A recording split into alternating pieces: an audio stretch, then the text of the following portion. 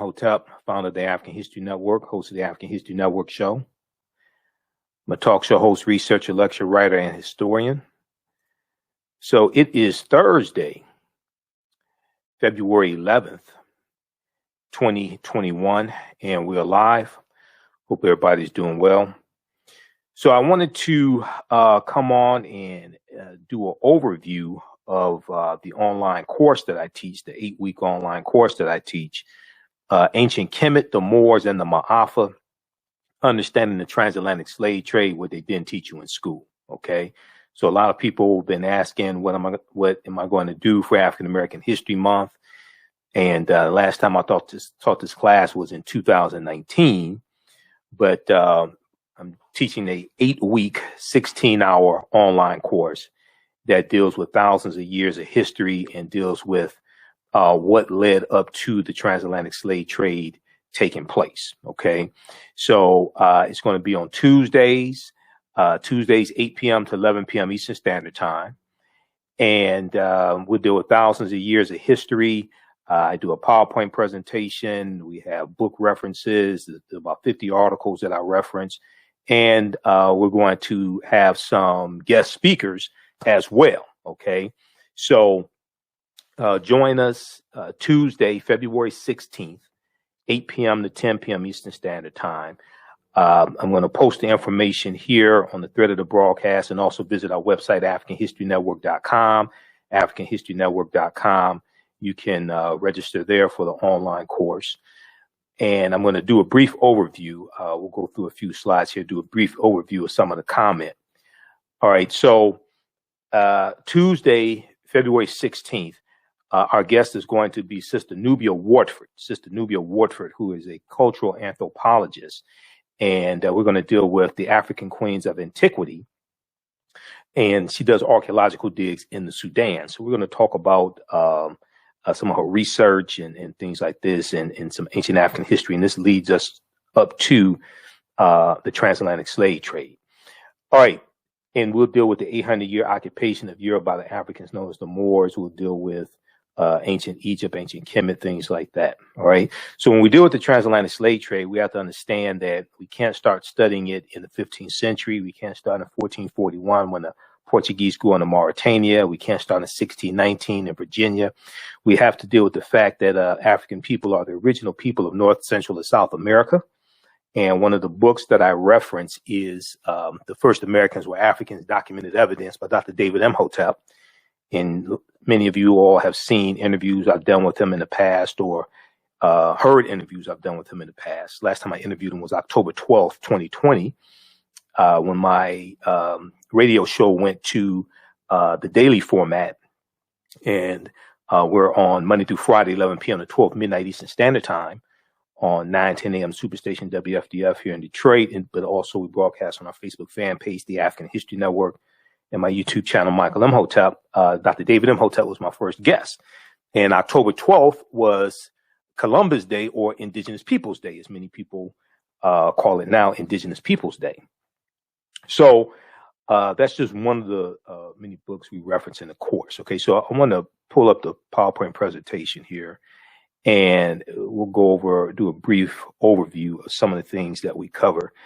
And like I said, we deal with thousands of years of history, and we deal with what led up to the transatlantic slave trade taking place also. And you have to deal with the 800-year occupation of Europe by the Africans known as the Moors as well, because the Moors are taking the teachings from ancient Kemet, ancient Egypt into Europe, and is bringing Europe out of the Dark Ages. And they're taking the math and the science and astronomy, agriculture, all different types of things like this into Europe. Okay, so just one second here. Let's pull up the all right, so let's pull up the slide. Okay, so all right, and everybody share this broadcast on your social media platforms. Invite your friends to tune in as well. So the name of the class is Ancient Kemet, the Moors, and the Maafa, Understanding the Transatlantic Slave Trade, what they didn't teach you in school.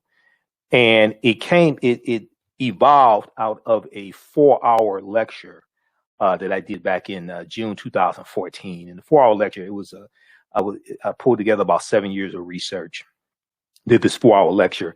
Then this 16-hour, 8-week online course evolved out of this 4-hour lecture also. Okay, just over the course of time, it evolved. So anytime I speak, I know I may say some things that are outside the circumference of some people's awareness. And just because you never heard them before, disagree with them, or don't like them, does not mean that they are not true. Just means you have to do some research to understand what I'm talking about. All right, and I learned that from Dr. Ray Hagins. Okay, so I'm going to skip over some of these. All right.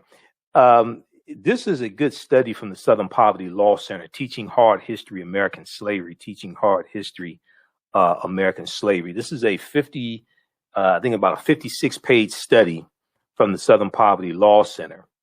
And this study deals with how the history of slavery is being incorrectly taught in schools all across the country, how the history of slavery is being incorrectly taught in schools across the country. And it lays out ways to better teach the history of slavery. And it did a survey of 1,000 high school seniors, okay? And it found how little they know about the history of slavery. And it deals with the consequences of this type of history not being correctly taught in schools. There was, this study came out in February, early February or late January 2018. Okay. And you can go to the Southern Poverty Law Center website, splcenter.org, splcenter.org, and you can download the study, Teaching Hard History, American Slavery, from the Southern Poverty Law Center. Okay. So there was an article. I first found out about this study, and this is one of the sources I use in the class for reference. And this is a good reference tool and a good teaching tool for parents to use right now who have their children at home because of coronavirus, and their children are going to school online.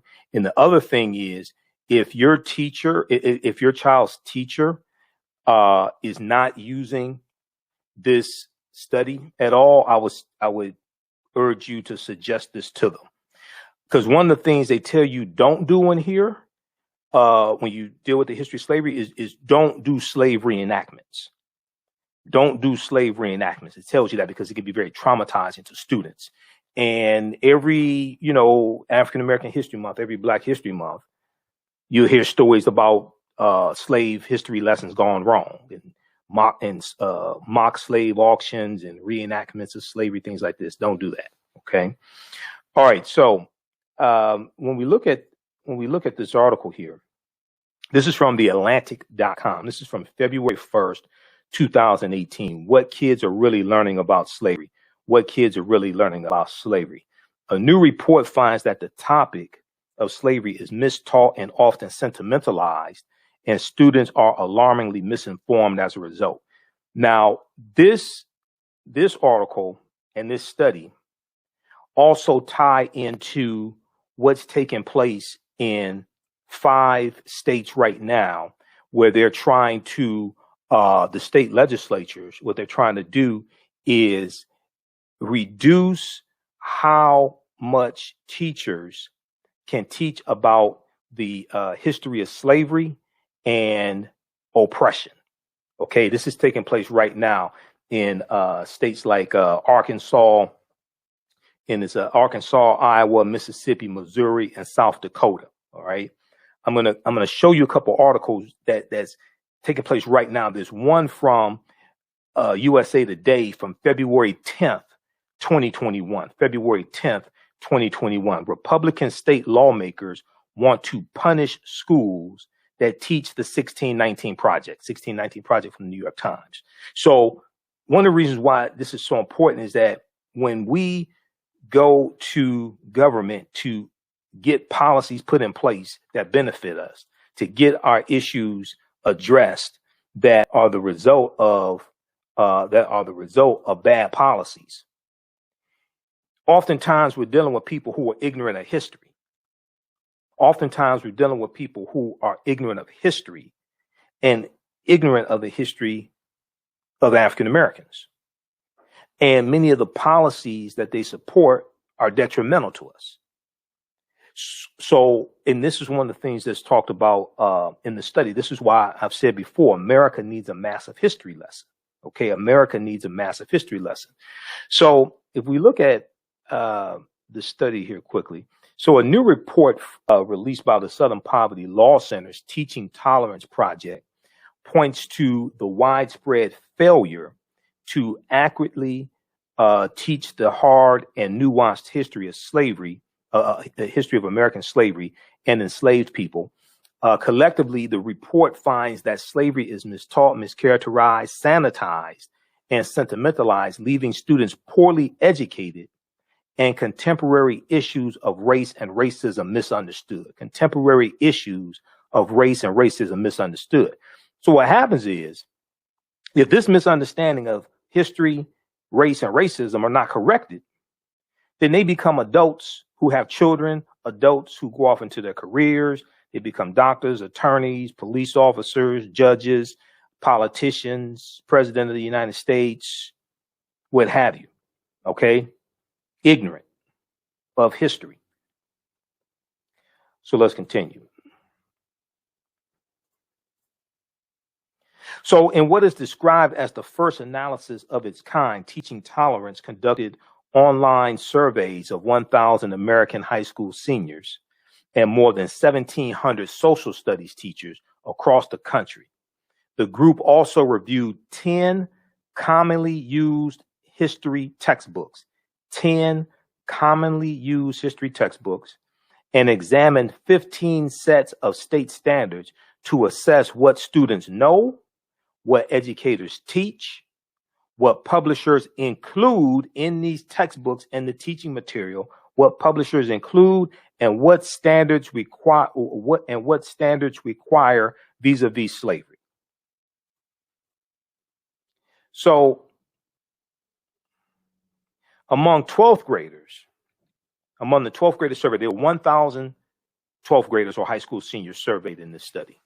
Among 12th graders, only 8% of 12th graders surveyed could identify slavery as the central cause of the Civil War. Only 8% of high school seniors surveyed could identify slavery as the central cause of the Civil War.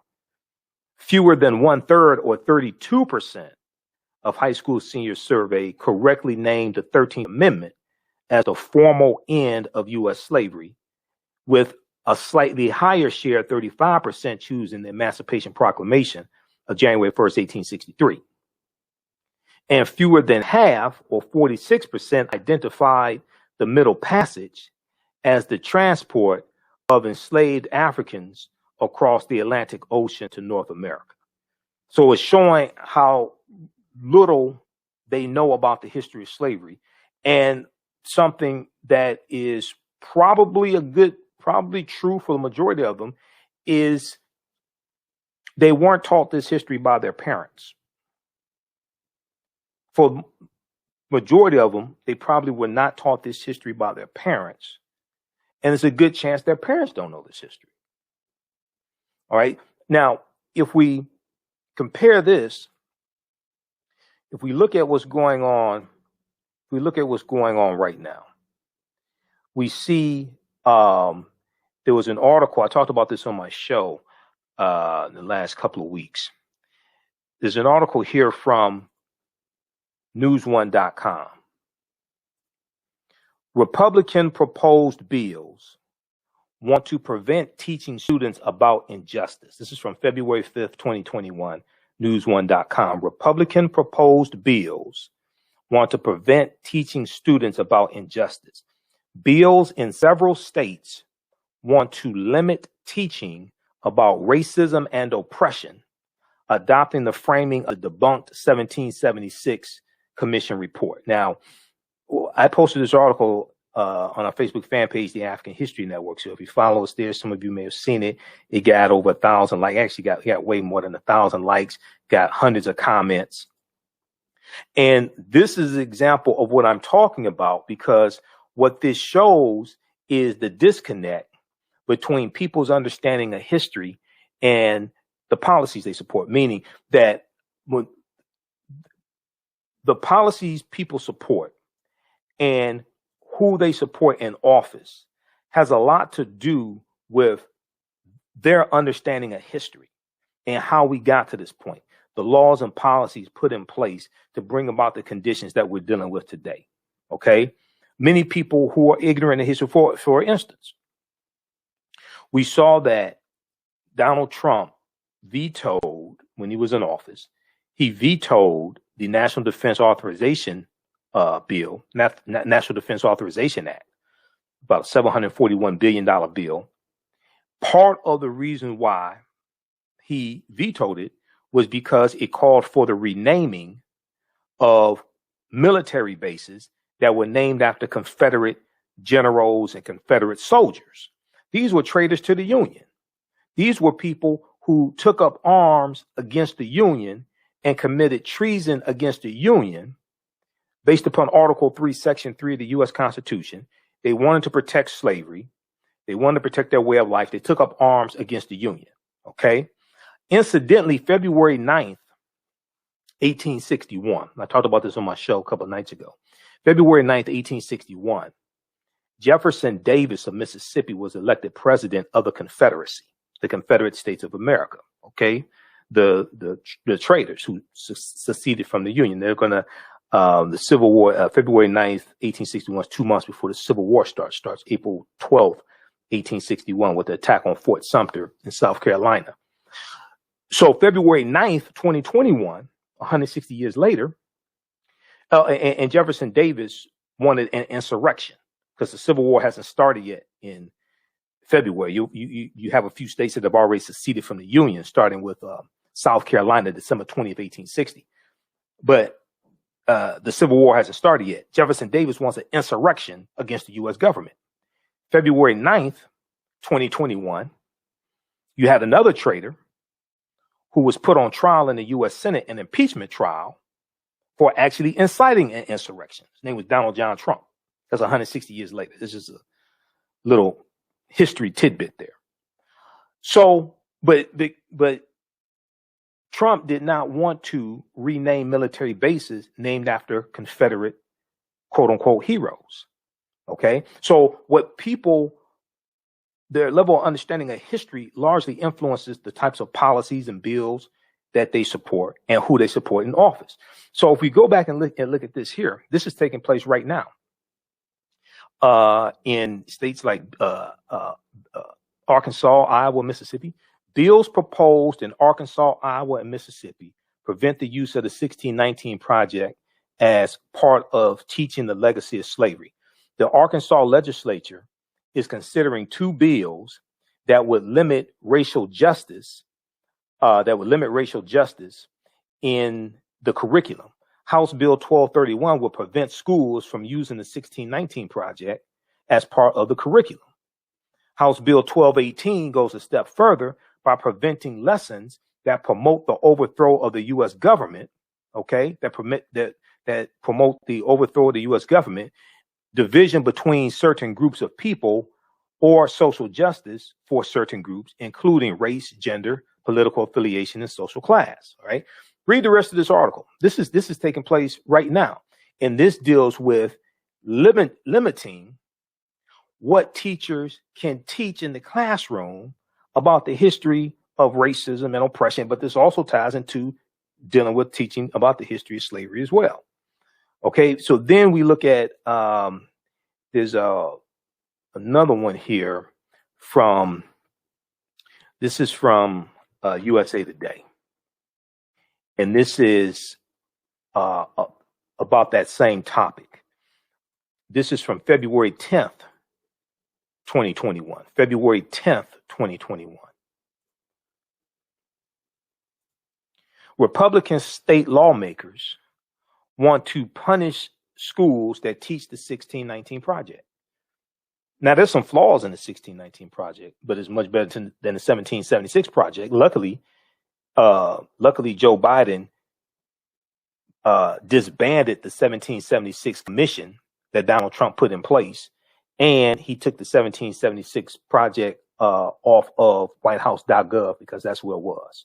So luckily, because the 1776 Project, what it does is one of the things it does is distorts the history of slavery in this country. Republican state lawmakers want to punish schools that teach the 1619 Project. Okay, and then it talks about how lawmakers in several state houses this year want to stop lesson plans that focus on the centrality of slavery to American history, as presented in the New York Times 1619 project, previewing new battles in states over control of civics education. Republican lawmakers in Arkansas, Iowa, Mississippi, Missouri, and South Dakota filed bills last month that, if enacted, would cut funding to K through 12 schools and colleges that provide lessons derived from the award-winning project. The South Dakota bill has since been withdrawn. Okay, so read the rest of this. Some historians say the bills are part of a larger effort by Republicans, including former President Donald Trump, to glorify a more white and patriarchal view of American history that downplays the ugly legacy of slavery and the contributions of African Americans, Native Americans, women, and others to the nation's founding. All right, read the rest of this article here. But so this is a debate taking place right now. This is a fight right now, and it's a fight over trying to control and downplay the legacy of slavery and and downplay racism and oppression in this country, but they're attacking what's being taught in schools, okay, to facilitate this. Once again, this is why the study from the Southern Poverty Law Center is so important. It's not perfect, but it's a lot better than what they're teaching. Teaching hard history, American slavery. Teaching hard history, American slavery. Okay, so if we go back to the slide, how's everybody doing? So I'm doing thanks to those who are joining us. I'm doing a preview of a 8-week, 16-hour online course that I teach called Ancient Kemet, the Moors, and the Maafa, Understanding the Transatlantic Slave Trade, what they didn't teach you in school. Ancient Kemet, the Moors, and the Maafa, Understanding the Transatlantic Slave Trade, what they didn't teach you in school. Okay, so you could join us in class Tuesday, February 16th, 8 p.m. to 10 p.m. Eastern Standard Time. It's 8 consecutive Tuesdays, 8 p.m. to 10 p.m. Eastern Standard Time. And we do thousands of years of history. We deal with ancient Egypt, ancient Kemet. We deal with the 800-year occupation of Europe by the Africans known as the Moors. And we deal with what led up to the transatlantic slave trade taking place. And we deal with the transatlantic slave trade also. All right. So as soon as you register, we posted the link here. As soon as you register, there's bonus content you can watch. The course is regularly $130. It's on sale $80. We're kicking off here in African American History Month. A lot of people were asking, because usually I travel and I do a lot of lectures during African American History Month, but not this year. So a lot of things I'm doing are online. So we're doing this. I'm teaching this 8-week online course. And last time I taught this course was 2019. Okay. So there's been a lot of new information that's come out since then. And we have a lot of that in the class. Okay. You can also visit our website, AfricanHistoryNetwork.com, AfricanHistoryNetwork.com. And right on the home page, you can register for the class. Actually, we'll show you the website right here. Hold on.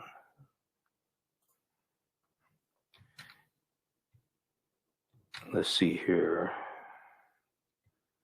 Just a second. Actually, we'll show you the website here.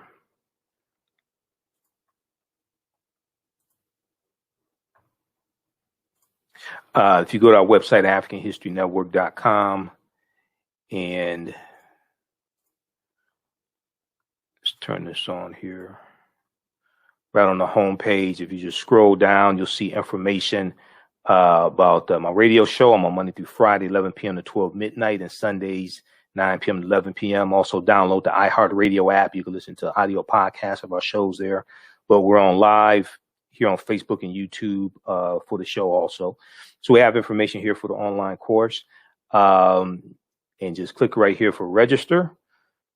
And it takes you right here. And then just click right here for enroll. And then as soon as you enroll, you'll be able to join us Tuesday, February 16th, and there's bonus content that you can watch also, because you'll be able to watch the class from this past Tuesday, February 9th, and then you'll be able to join us each week. All the shows we do the class live, and then all the shows are recorded. You can go back and watch them over and over again. You can watch them on demand. So we do the class live. You can chat in class. You can ask questions in class with the live chat, and you can watch from around the world. All the shows are archived. You can go back and watch over and over again. Some people can't attend, during the class time. They're at work, what have you. Watch whenever you want to. That's fine. I'm not going to take attendance. I'm not going to call your mother if you don't show up to class. Okay. So you don't have to worry about that. All right. So let's continue here. I want to go back to the PowerPoint. Okay. Shaonika said, I can't wait for class Tuesday. So our guest in class Tuesday, February 16th, is going to be cultural anthropologist Sister Nubia Wartford. I've already talked to Sister Nubia Wartford. She's agreed to speak to the class. She does archaeological digs in the Sudan. Okay. And we know there are twice as many pyramids in the Sudan as there are in Egypt. The lower portion of Egypt and the upper portion of the Sudan in ancient times, that was Nubia or Ta-Nehesi. Okay.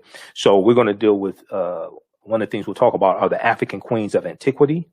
And we'll talk about some of her archaeological digs, because we deal with a lot of archaeological discoveries in the class, and we deal with understanding how these different archaeological discoveries are causing scientists and anthropologists to have to push the timelines back. Okay, I'm going to talk about that here in just a minute. But this is just an overview of the class. And these are some of the slides I actually use in the class as well, because we do a PowerPoint presentation.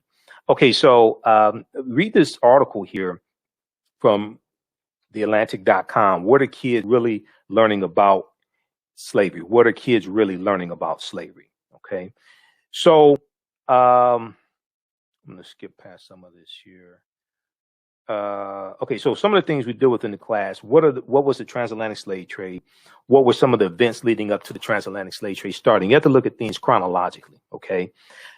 Historical events don't happen in a vacuum. They are the culmination of a sequence of smaller events that take place that lead up to a larger event happening.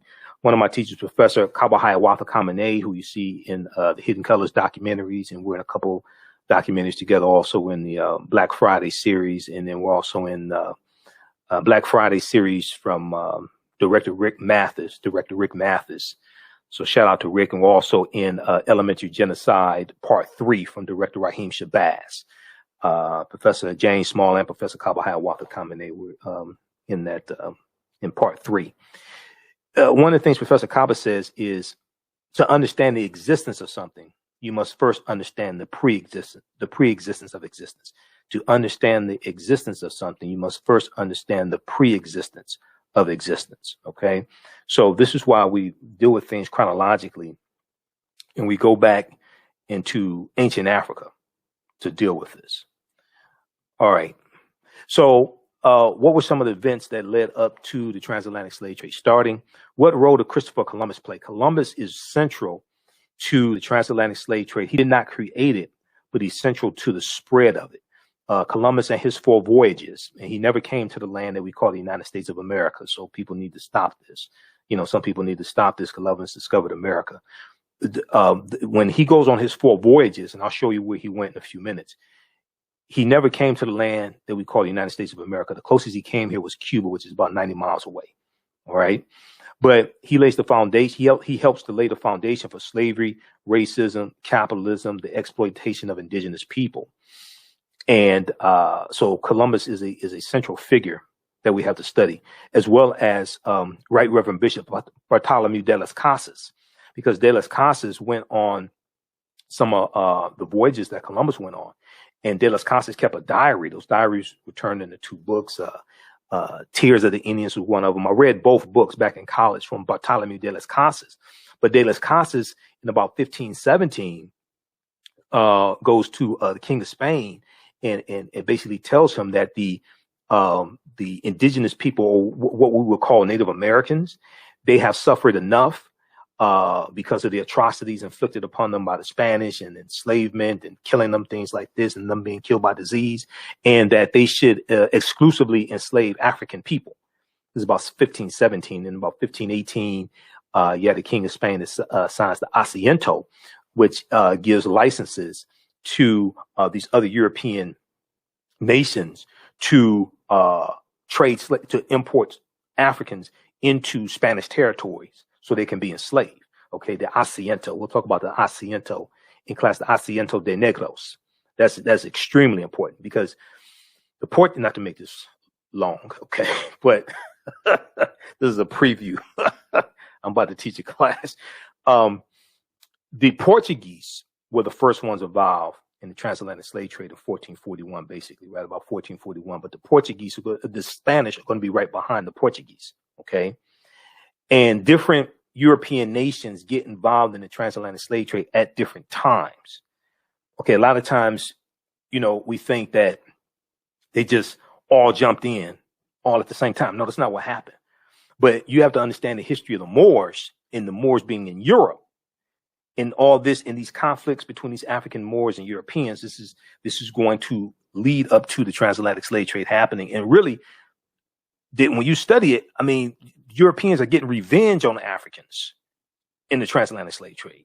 One of the mistakes that we make is a lot of people think that in the mid 15th century, when this transatlantic slave trade starts, a lot of people mistakenly think this was the first time that Europeans came in contact with African people. No, Africans, they were already in Europe for hundreds of years. I'm just talking about from 711 AD to 1492, just that period of time. Yes, they were in there even before then, but just that period of time for 711 to 1492 is a crucial period of time.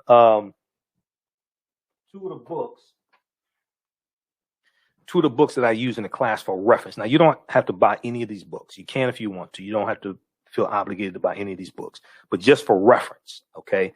Golden Age of the Moor, edited by Dr. Ivan Van Sertima. Golden Age of the Moor. And Renoko Rashidi has an essay in here. Dr. Jose Pimenta Bay, Dr. Wayne Chandler, Jan Carew, Dr. John G. Jackson. They all have essays in here. Golden Age of the Moor. This is probably one of the best books dealing with the history of the Moors in Europe and what's basically known as medieval time. And then this in here from Renoko Rashidi, Black Star, the African Presence in Early Europe. Black Star, the African Presence in Early Europe. This is a fantastic book from Renoko Rashidi. Okay, so those are just two books that I use as reference. All right, you don't have to, if you don't buy any of the books, you'll still be able to follow along in class and learn in class. All right. Let me post them. How's everybody doing? Okay, we got John Ray, Shaonika, just a few of the people watching. All right, and we'll post the information here. You can register for the online course. So it meets Tuesdays, 8 p.m. to 10 p.m. Eastern Standard Time. And a lot of times I go a little bit over. I'm gonna try to stick within the 2 hours, but sometimes, we may do 2 hours, 20 minutes, what have you. And we do 1,000 years of history. We're going to have some guest speakers also in the class. All the sessions are recorded. You can go back and watch it over and over again. It's interactive, it's visual. We have video clips, book references, about 50 articles that I cite. We have a PowerPoint presentation. So you're going to learn a lot. Okay.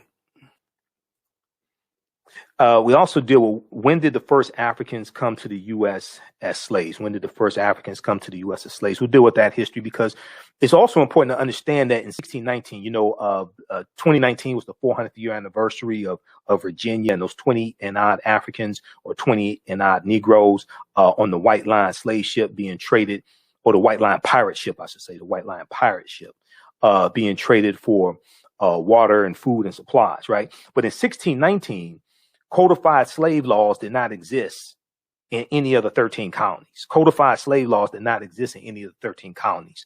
This is another book that I use for reference, Before the Mayflower by Lerone Bennett Jr. Because when you read chapter 2 of Before the Mayflower, and I got to caution myself, I need to keep this short, okay? Because I will do 3 hours right now. And I have to do my radio show today too. When you read chapter 2 of Before the Mayflower, Lerone Bennett Jr. talks about, how in 1619, basically, they didn't have codified slave laws.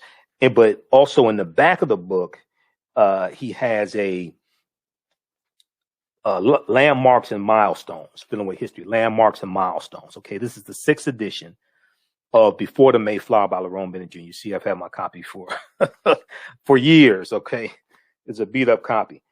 But if you go and look at, it's like about 100 pages of landmarks and milestones. So it breaks it down basically like each year and landmarks in African American history.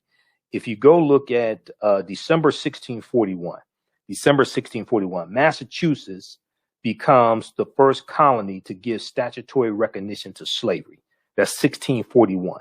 Other colonies followed: Connecticut in 1650, Virginia in 1661, Maryland in 1663, New York and New Jersey 1664, South Carolina 1682, Rhode Island and Pennsylvania 1700, North Carolina 1715, Georgia 1750. The whole way that slavery really evolves in the 13 British colonies, I'm not talking about the Spanish colonies, I'm not talking about Portuguese or anything like that. I'm not talking about the Dutch, because the Dutch were in this land. This is where you get, you have New York and like the state of New York, and New York was a colony. Before it was the colony of New York, it was the colony of New Amsterdam, and that was a Dutch colony. Okay, you're going to have the French here as well. We know Detroit was founded by the French, but when you look at the 13 colonies, the 13 British colonies, the way slavery evolves in those 13 colonies historically is different than the way most people think it evolves. Slavery didn't exist in all the colonies all at one time. It didn't just poof. Okay, we have slavery. No, it's going to evolve and hit different colonies. Okay.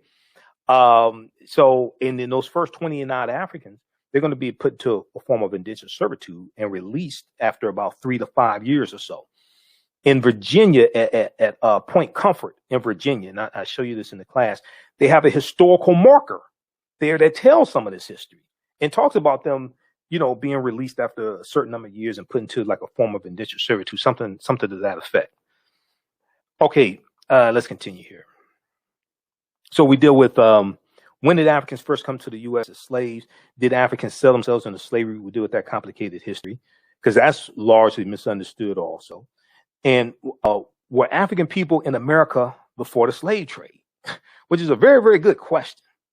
Because when you read, you study like, not just they came before Columbus, but the first Americans were Africans, documented evidence by Dr. David Imhotep. We were here in this land going back at least 51,700 years. We were here before Native Americans came into existence. This is actually our land stolen from us. This does not mean the transatlantic slave trade did not happen. Okay, some people jump off the deep end and say, well, because African people were already here, the Khoisan were here, there was a presence of ancient Kemet, because we were already here, that means the transatlantic slave trade did not happen. No, different thing.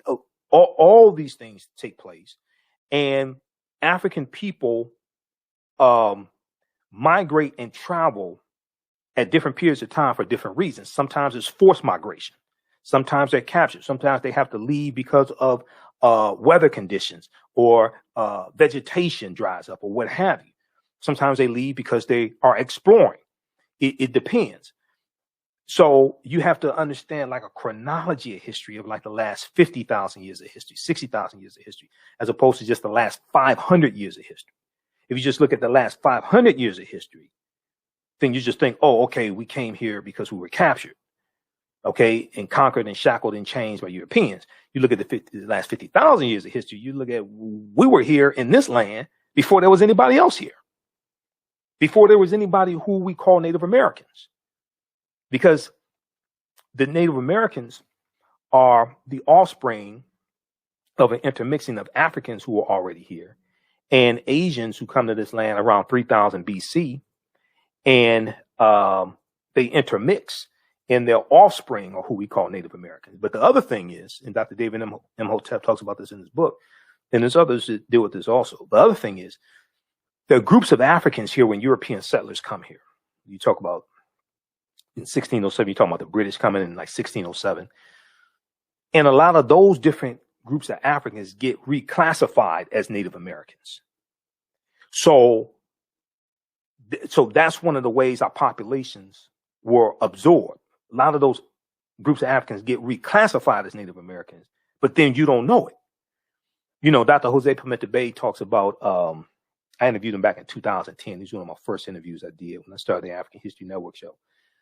And he has an essay in Golden Age of the Moor.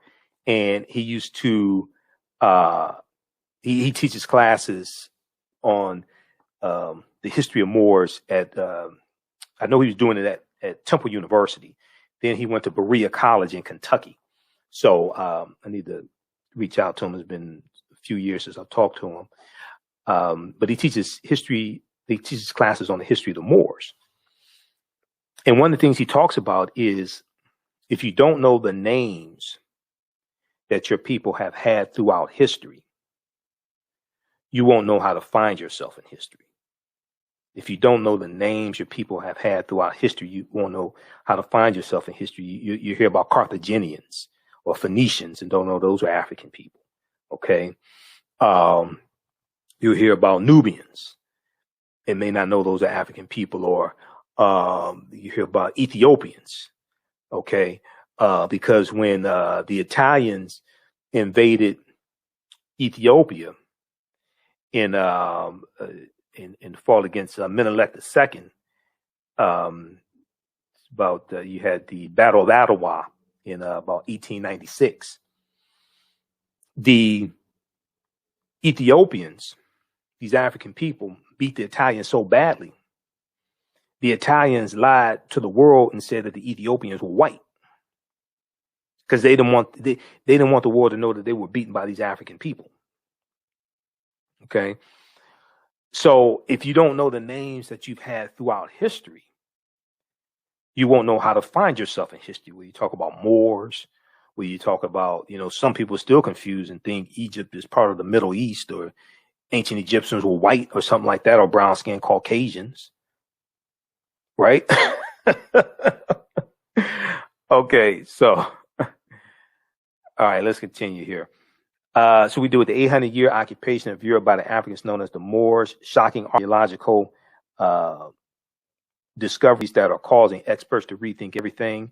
We do with insurance companies that took out policies on slave ships and enslaved Africans on plantations, like the Nautilus Life Insurance Company, which then becomes the New York Life Insurance Company. Okay, now in all fairness, it was like for 3 years that they were involved in they sold policies on slaves on the plantations. Okay, they did this for like the first 3 years of their existence. Okay, now they have been one that's admitted to what happened and provided records and things like this. There was a big article, I think, from the New York Times that talked about their involvement. But they have been one that's been upfront about and have talked about that history, the New York Life Insurance Company, when it was the Nautilus Life Insurance Company, I think it was called in the beginning. It was like the first 3 years of their existence, like right around 1845. We do with shocking archaeological discoveries that are causing experts to rethink everything. Freemasonry, America and the Founding Fathers. Freemasonry, America and the Founding Fathers. Origins of the term America and more. So there's a lot that we do. This is just a brief overview of what we deal with in the class. Let me skip through some of this. I got to skip through some of this. Okay. So this is Dr. David Imhotep. He wrote the book, The First Americans Were Africans, Documented Evidence. His book is backed up by 7 peer-reviewed articles and 713 footnotes. And his book came out in 2011. All right. I have to check with him because his new book should be out any month now. Last time I talked to him, he was working on the bibliography. He was trying to get the bibliography done. But on page 14 of his book, he lays out 13 different disciplines. And he deals with a discovery in Allendale County, South Carolina in 2004, done by Dr. Albert Goodyear. And this discovery, they found 13 types of evidence to show an African presence in the territory we call South Carolina, going back at least 51,700 years. So they found artifacts, architecture, campsites, carvings, Egyptian writings, footprints in lava, genetic M174 D haploid groups, dealing with DNA and genetics, linguistics, skulls, skeleton structures, and tools. Okay. They found 13 different types of disciplines fairly documenting an African presence in the land we call South Carolina, going back at least 51,700 years ago. These were the Khoisan. The Khoisan have the oldest DNA on the planet. They're the ancestors to the Ainu and the Twa. They go all around the world. They come from southern Africa, the Khoisan. His book is also backed up by 713 footnotes as well as 7 peer-reviewed articles. Now, this is Dr. Albert Goodyear. There's a picture of him. He happens to be a white archaeologist. He's a professor at the University of South Carolina. This is an article from 2004 from ScienceDaily.com. Okay. And ScienceDaily.com is a scientific website. They have scientific discoveries, archaeological discoveries, things like this. So this is an article from 2004. The article is still there. It's called New Evidence Puts Man in North America 50,000 Years Ago. New Evidence Puts Man in North America 50,000 years ago. And it talks about Dr. Albert Goodyear's discovery. Okay. Here is a summary of the article. It says radiocarbon tests of carbonized plant remains where artifacts were unearthed last May along the Savannah River in Allendale County by University of South Carolina archaeologist Dr. Albert Goodyear indicate that the sediments containing these artifacts are at least 50,000 years old, meaning that humans inhabited North America long before the last ice age. Okay. Now, this is before Native Americans even come into existence. So these were the Khoisan. So you can check this out. You don't have to take my word for it. Proper documentation in all conversation. You don't believe a word that I say. This is something that you hear me say in my presentations and Facebook broadcasts, on my radio show, in the class also. You know, I'll provide you with the research. I'll provide you with the evidence. You can go research this yourself. You don't believe a word that I say. Okay, this was a monumental discovery. This is from 2010, February 2010. This is from New York Times. All these archaeological discoveries, a lot of them you'll read about National Geographic, New York Times, Washington Post, NBC News, NBCnews.com. They'll have them on the website. Now on MSNBC, you won't see a lot of these discoveries, but on in different news outlets, their websites, you'll read about these discoveries. Okay, and these discoveries are taking place basically every month, if not more frequent. This deals with this is from February 2010. On Crete, new evidence of very ancient mariners. Okay, so here's an excerpt of what this article said. This is an excerpt of this discovery. Okay, from the article. Stone tools found on the Greek island of Crete. Over the course of 2 summers, they did excavations on the Greek island of Crete. And archaeologists say that these stone tools are at least 130,000 years old. Archaeologists say these stone tools are at least 130,000 years old, which is considered strong evidence for the earliest known seafaring in the Mediterranean and calls for rethinking the maritime capabilities of pre-human cultures. So, Runoko Rashidi, Dr. Charles Finch, other African-centered scholars have been saying for years that at least 130,000 years of our history is missing. When these archaeological discoveries like this take place, and we talk about a lot of them in the class, when these archaeological discoveries take place, the scientists, the paleontologists, the archaeologists, etc., they say we have to rethink everything, and they have to push the timelines back. They have to push the timelines back. They start talking about how all of these things are much older than we think. Remember, Juvenile had the song like back in 1999, back that thing up. They keep having to back that thing up. They keep having to back the timelines up. When you read these articles about these studies, it says Crete has been an island for more than 5 million years, meaning that the tool makers must have arrived by boat. So this seems to push the history of Mediterranean voyaging back more than 100,000 years. They have to back that thing up. They have to back the timelines up. They say, wait a second, hold on. Humans were sailing 100,000 years before we thought they were sailing. Specialists in Stone Age archaeology say, Mediterranean voyaging back more than 100,000 years, specialists in Stone Age archaeologists say, previous artifact discoveries had shown people reaching Cyprus and a few other Greek islands, and possibly Sardinia, no earlier than 10,000 to 12,000 years ago. So they have to push the timelines back. They're saying, wait a second, humans, it appears, were sailing 100,000 years prior to what we thought. This article is 11 years old. This discovery is 11 years old.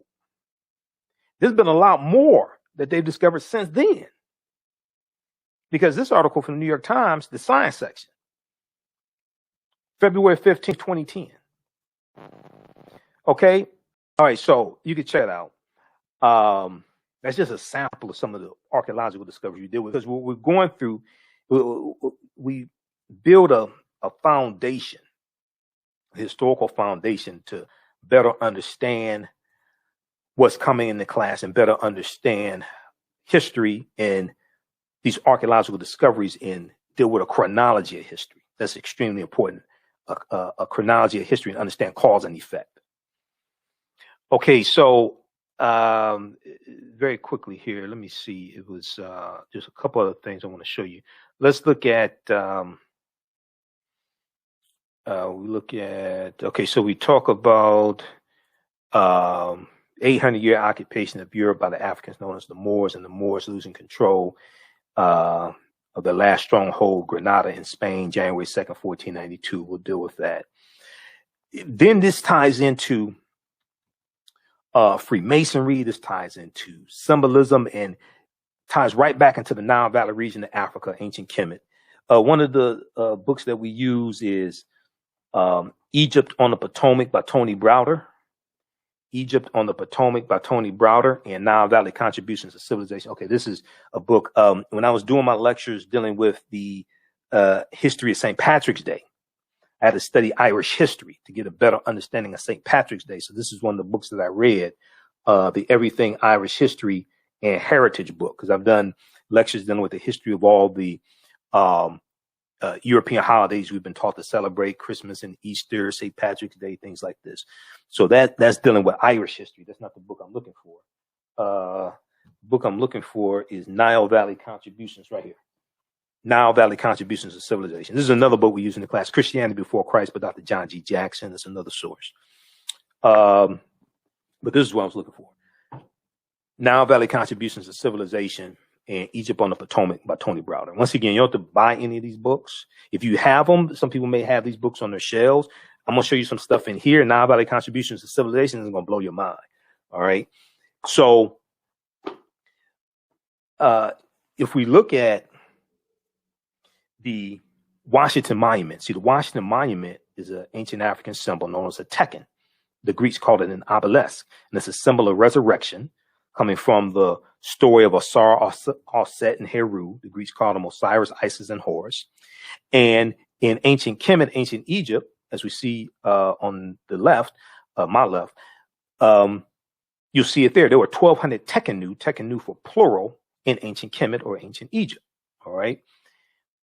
Let's look at this here.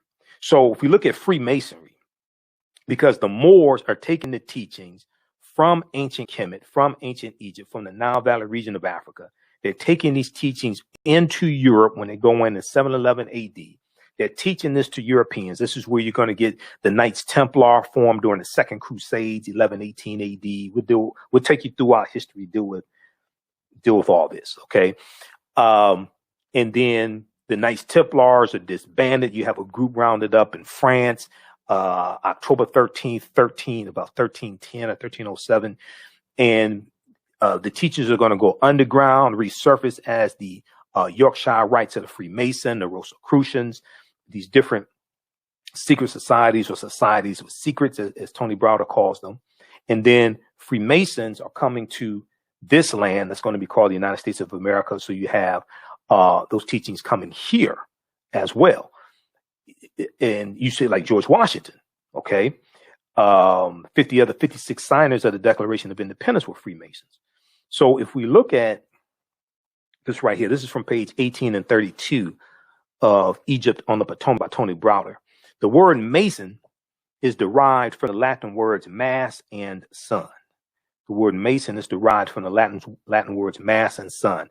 Mason means child of light and expresses the desire to pursue light, which is a metaphor for the sun, which symbolizes knowledge. Okay. All of this is connected. All of this is connected. Coming out of the Nile Valley region of Africa, and Africans travel into Central Africa, they travel into West Africa, they circumnavigate the globe, they take these teachings with them. People come into Africa and learn these teachings. All of this stuff is connected. So the term child of light or sons and daughters of light was first used to identify students who had completed 42 years of study in the temples of ancient Kemet. Many Masonic temples were modeled after the temples of Kemet, places where light or knowledge was imparted in a series of steps or degrees. So when you go to a liberal arts college, in the liberal arts, we're going to see that originate in ancient Kemet.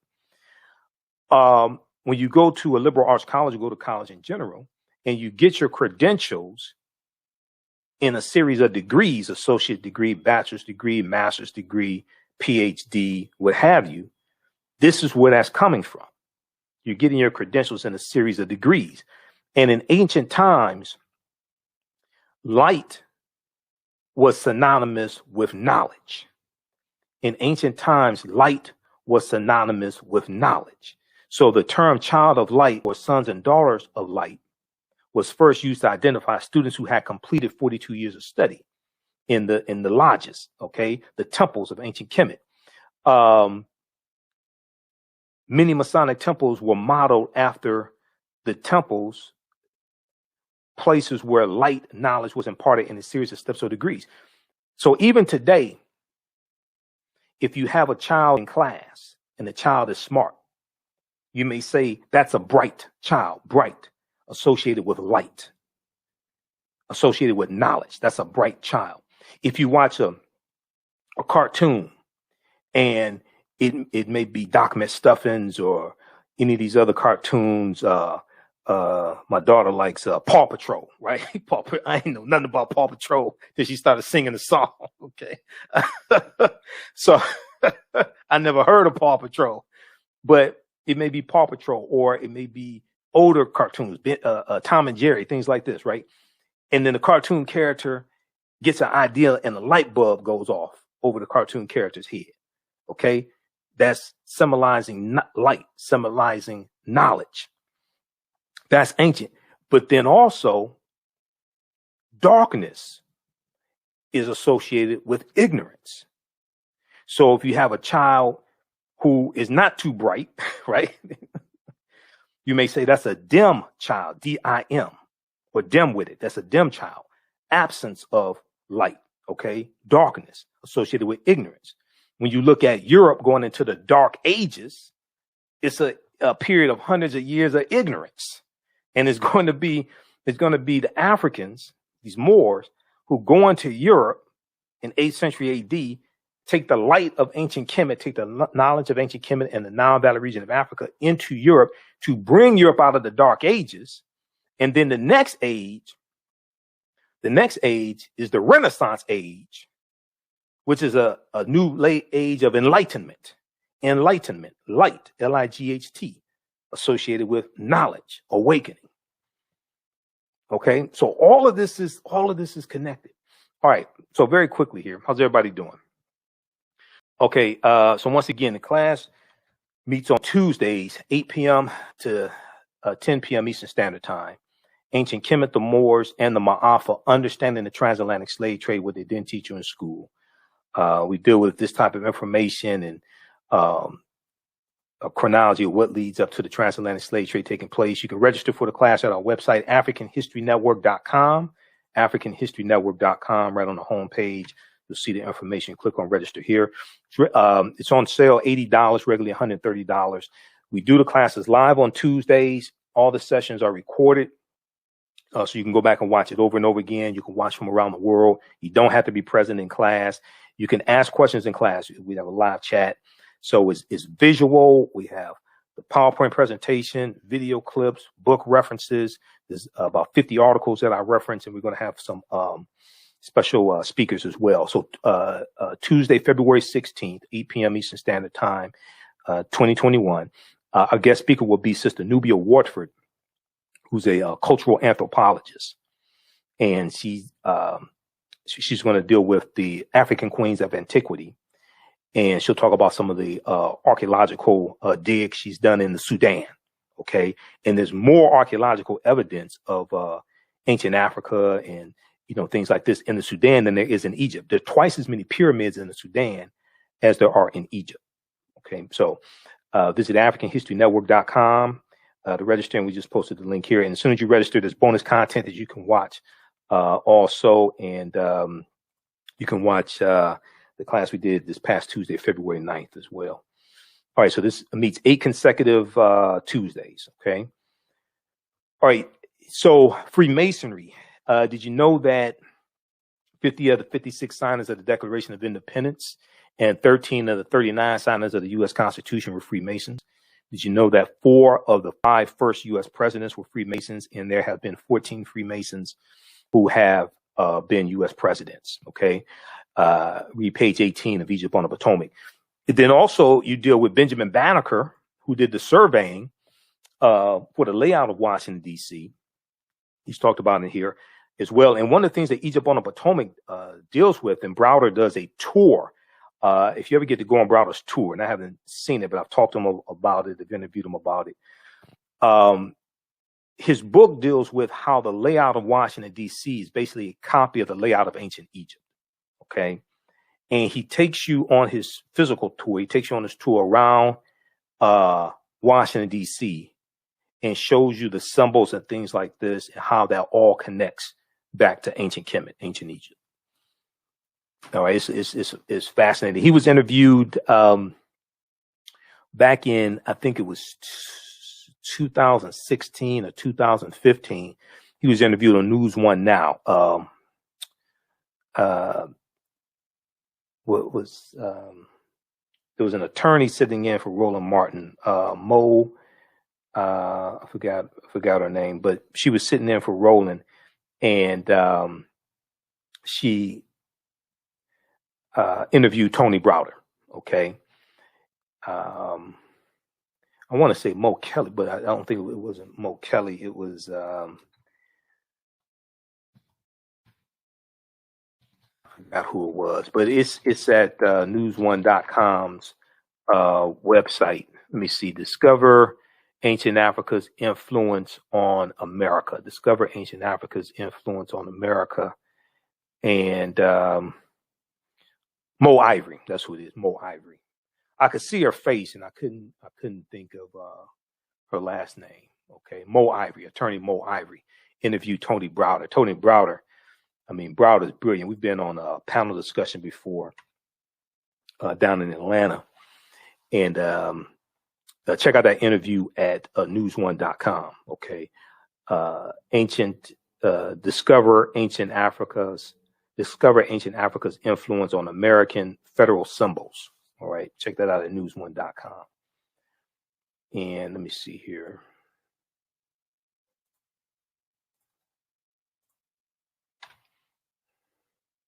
Since we have the screen share, I can show it to you.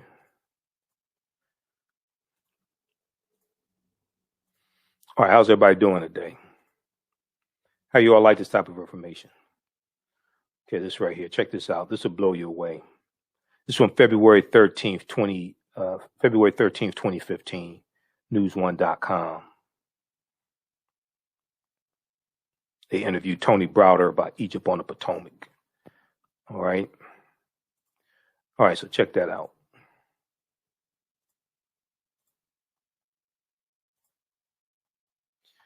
All right, let's continue here. We'll be here for a few more minutes.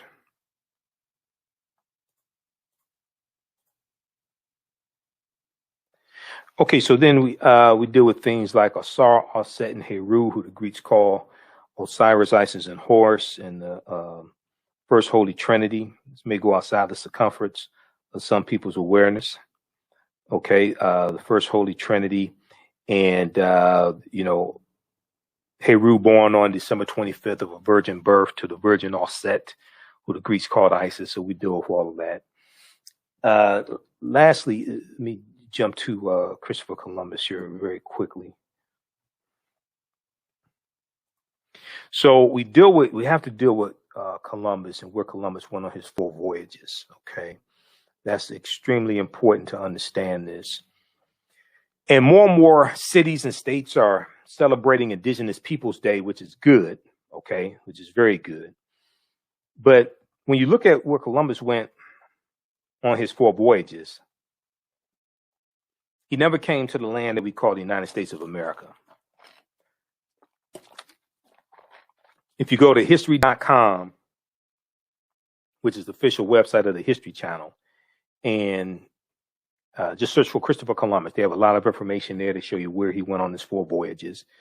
But he set sail August 3rd, 1492 on the Nina, the Pinta, the Santa Maria. And he lands in the Bahamas, or what he calls San Salvador, on October 12th, 1492. He goes into Hispaniola. He goes into Cuba, Puerto Rico, things like this, Jamaica, West Indies, Trinidad, South America, Panama, Honduras. He never comes to the land that we call the United States of America. If you go to history.com and do some research on Christopher Columbus, it starts giving you a better foundation to really understand this, and starts dispelling myths. Okay.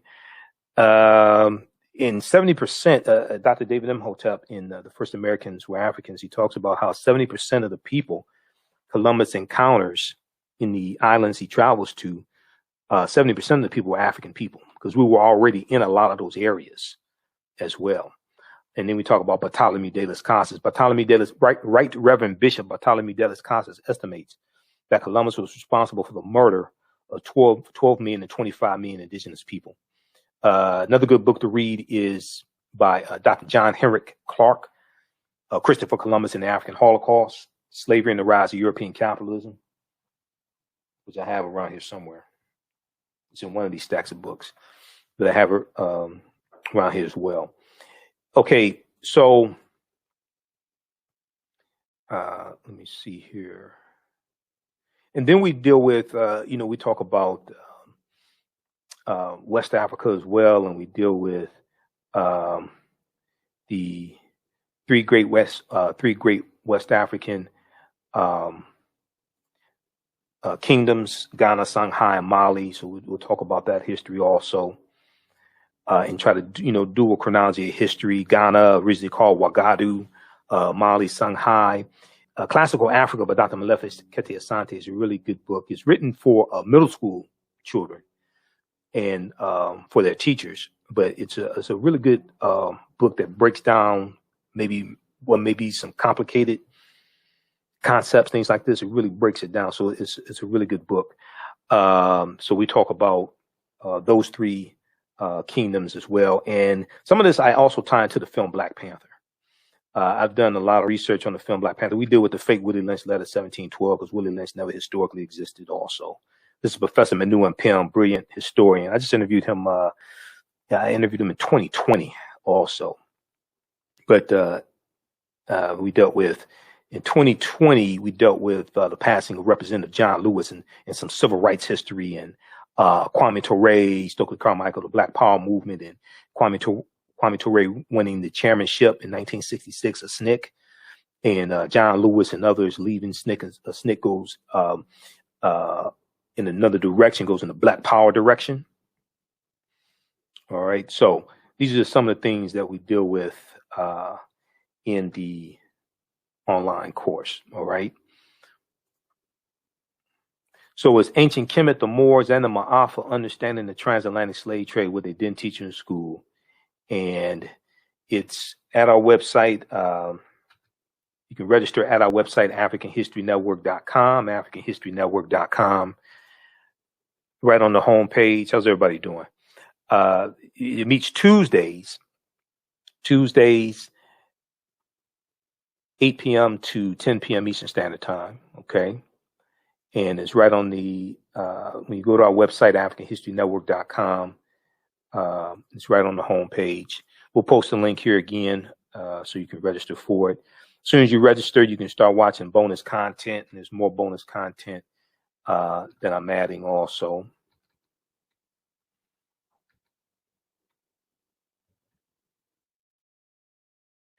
Let's see here. There's more bonus content that I'm adding as well. Let's turn on the screen share. So this is something good for African American History Month. Now, a lot of people want to know, can my child use this? My son or daughter? Is it child friendly? I would say it's PG-13. I don't do a lot of cursing and things like that. I'm not trying to be vulgar, but there are some, maybe some unpleasant topics that we have to talk about. But I would say it's PG-13. Okay, that's how I would put it. So if you go to our website, AfricanHistoryNetwork.com, scroll down, you'll see the information for a radio show. You can read articles that I write here also. I think it may have 50, 60 articles I've written. And then it has information here about the 8-week course. Click right here for register here. It takes you right here, 16-hour online course. And then just click right here for enroll. And as soon as you enroll, you can start watching content. Okay. And you'll be ready for Tuesday. We have bonus content there, but you'll be ready for our Tuesday class of February 16th. Okay.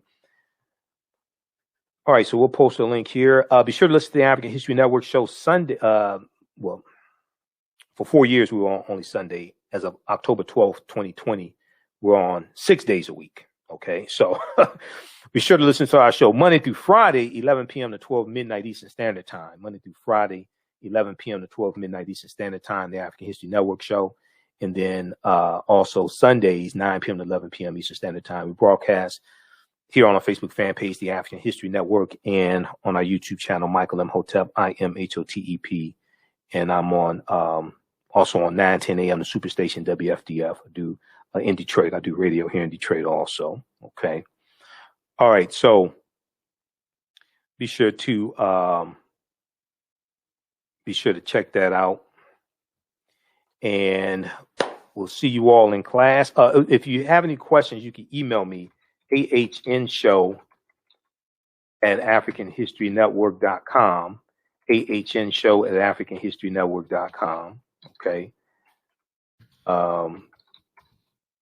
If you have any questions, ahnshow@africanhistorynetwork.com.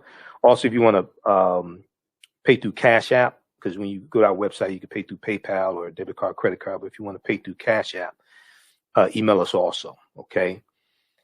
And if you, once again, if you can't make it Tuesdays, the shows are archived. We do the show live, we do the class live, and we record the class, so it's archived there. Okay. At the at our online platform, at our online school. It's archived, so you can go back and watch it whenever you want to, over and over again. So if you can't watch it till Thursday or Friday or Saturday or the weekend, you can go back and watch it. That's fine. You don't have to be in class live to watch the class or participate or, get the information. All right. Okay, look, hey, we got to get out of here. Remember, at the African History Network, we focus on educating, empowering, and inspiring people of African descent throughout the diaspora and around the world, because right now it's corrects wrong behavior. Hope you're learning a lot for the month of February, African American History Month, Black History Month. Remember, right now it's corrects wrong behavior. It's not over till we win. Wakanda forever. And we'll talk to you next time. Peace.